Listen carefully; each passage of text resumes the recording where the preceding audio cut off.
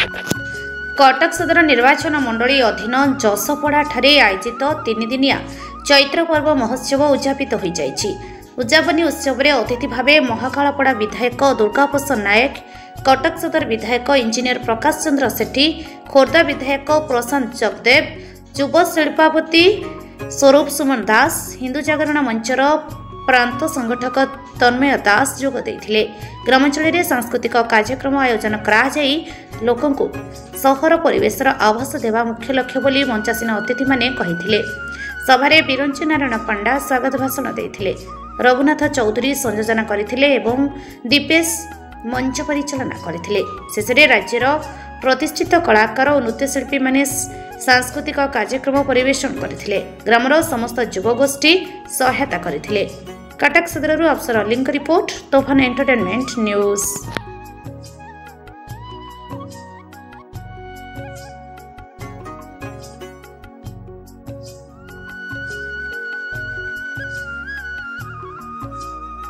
जसपड़ार ओडिशा रे जेतबेले महोत्सव रो माहौल चलची सेतिरे ये चैत्री महोत्सव जसपड़ार युवक बंधु मानकु मु धन्यवाद कृतज्ञता देवी। ए माटीर कला साहित्य संस्कृति परंपरा को एवं पिला मानक भितर थिबा प्रतिभा को सम्मान जणाया पई जो आयोजन करछंती तांको मु कृतज्ञता जणाउची। ता सहित स्थानीय विधायकर संपूर्ण सहयोग एवं आम गहन महाकालपड़ार विधायक दुर्गा बाबू एवं मु एटी उपस्थित थिबारु आमको निजको गौरवान्वित मन करछु। ये महोत्सव निश्चित भाव में गोटे भाईचारिया संपर्क तैयारी करने सहित ये अंचलर विकास को आग को नवापाई ये एक प्रयास एवं एक माइली खुंट मु आशा करुच्ची। ये युवक माने आहरी आग को आग करंतु। विधायक महोदय मध्य प्रतिश्रुति एवं प्रतिज्ञा करिसंती जे महोत्सव माहौल भितरे ये अंचलर समस्त दल बल निर्विशेष समस्त को एकत्रित करी ए अंचलर विकास को आग को नेबे एवं एथिरे सरकारंकर समस्त साहाय्य सहयोग कलाकार मानकु सर्वोपरि विकास धारा को आउरी आग को नबा पई ये सहाय हो।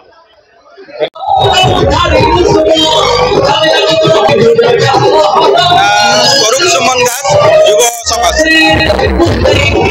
आम अंचल चैत्र महोत्सव जे प्रथम वर्ष आम कटक माटीर कटक सदरपुर इंजीनियर प्रकाश चंद्र सेठी विधायक महोदय मत निमंत्रण करते